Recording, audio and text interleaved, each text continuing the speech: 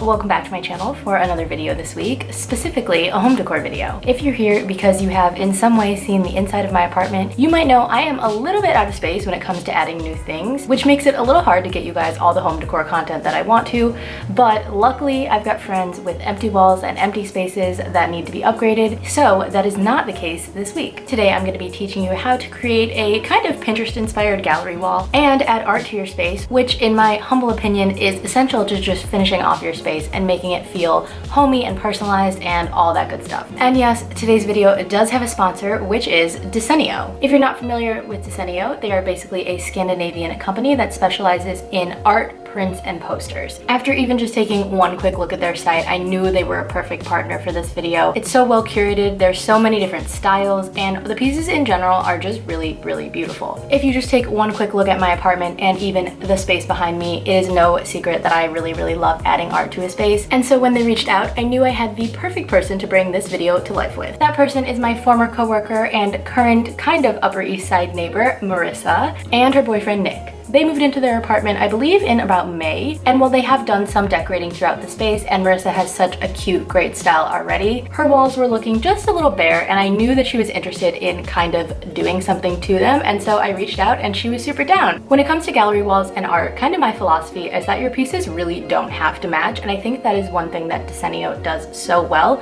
and something that made it really easy for us to create Marisa's gallery wall. As you'll see in the video, we ended up choosing 6 total prints. While your prints totally don't have to match unless that is the look that you're going for, I think it's important to just have some type of consistency in them, whether that's the colors or the sizes or just the general styles that they're created in. And the way Decor is organized just makes that super, super simple. They have a lot of pieces that are either by the same artist, or you can make selections on the website to have it organized in terms of various colors and categories. Some of their pieces are photographs, while others are just really beautiful graphic images, and I just really love all the pieces that they have. I really do wish I had more space in my apartment because I would totally add some here. Because Decor is sponsoring my video today, they are also giving you guys a 25% off code, which I will have right on the screen here as well as down below in the description box. It is only up for a few days after this video is live, so be sure to check my description box for the exact dates. Alright, that is it for me and this intro. I hope you guys enjoy this video and learn a little bit about how to create a gallery wall,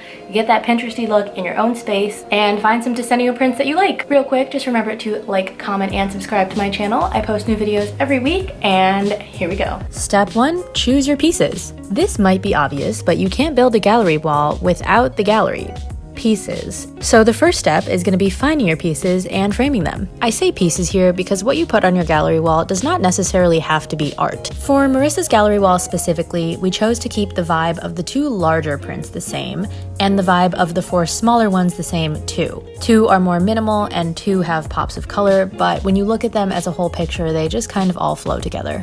And then for frames, you're going to kind of want to take a similar approach. So you have the option to do matching frames or mismatch depending on what vibe you're going for and also what your pieces look like. Obviously here we chose all white, but again, you have the option to mix it up however you want. You can also think outside the box here too. Instead of frames, there are also these poster scroll hangers, which are really affordable, and floating frames, vintage ones, so many different options. Overall too, just be sure to consider the sizes and orientations of all the pieces you have, unless every piece on the wall is going to be exactly the same size. So for example, with Marisa's wall, the larger ones we chose are vertical, while 2 of the smaller prints are also vertical, but then the other 2 smaller prints are horizontal. This just kind of gives everything some visual variety and just ends up kind of looking cool.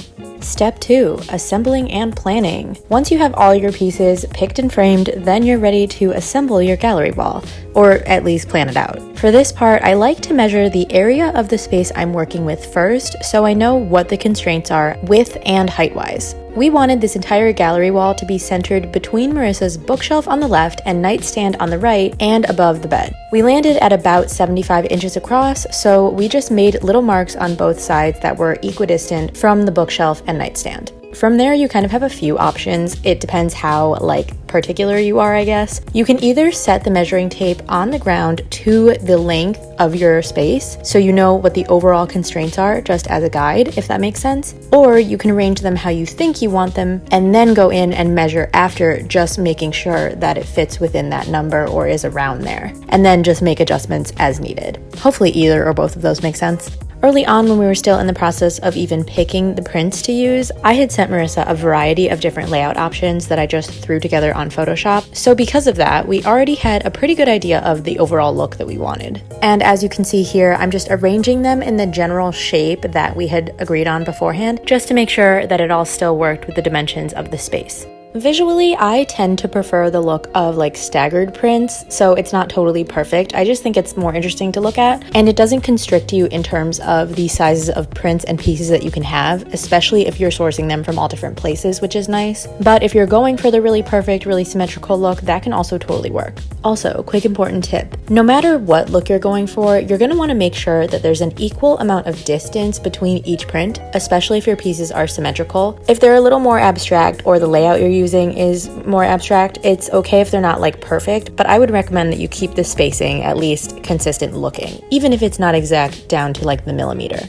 Okay, step 3, the main event. Let's get the pieces up on the wall. After you reach a layout you're happy with and one that will fit on the space of wall that you have, it's time to hang them up. I think it's best to start with one piece, probably the furthest to the left or the right, whichever you prefer, or is easier to access, and then build from there. I basically put the right edge of the frame at that initial mark we made earlier in the video, and also lined it up with the one we made on the bottom. Once I had that lined up and in the right place, I made marks on the top 2 corners of the piece, so on the right and the left. This just gave me guidelines to follow when I was actually hanging the piece up on the wall, and also let me know how wide it was so that I could accurately place the middle point and make a mark where I was going to end up putting the hardware. I like to be at least kinda technical with things, so to find where I put my hardware, I basically divided the length of the frame by 2 to figure out the center point. I marked that at the top and then measured how far the hook on the back was from the top of the frame, and then marked that coordinating spot on the center line on the wall. I know that sounds very confusing, but it is really helpful. You don't have to be this precise, of course, but if you're working with a constrained space and want everything to line up perfectly, I'd recommend doing at least something similar, or else things might be a little off,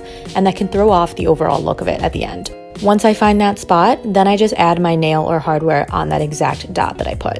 Real quick too, I just want to say that I'm not getting into exact types of hardware to use, because it really depends on the weight of the piece you're framing and also your wall. If there's a stud behind the wall, if it's just drywall, there's so many different factors, and so you could just use whatever is best for your space. Once we had that first piece up on the wall, that's pretty much the jumping off point. The rest of it went pretty seamlessly, so I just continued to hang all 5 of the other prints, working left, using that same technique. Just like the first one, I made sure to mark and measure and also check it with the level, and just do all the things for each one while also making sure to keep the distances consistent. Once we started hanging things, it all went very, very fast, and then we were done. Just for a little refresher, this is the before of Nick and Marissa's room, and this is the after. I was feeling inspired and felt like it could be even a little bit cozier, so I just did a little rearranging and styling using pieces that Marissa already had. This just gives it that Pinteresty, Instagrammy look, which for lack of a better word is just cute and fun, I don't know. But overall, I just think it turned out really great, and I'm really, really happy with the final result. Thank you so much to Decenio for making this possible and partnering with me on this video. If you're watching this video when I first upload, make sure to check out my description for all the info, including the dates that the code is live for, and you can get 25% off your order. Just remember to comment, and subscribe to my channel if you want to see more videos like this. I post new videos every week, and I will see you guys soon. Thanks for watching. Bye!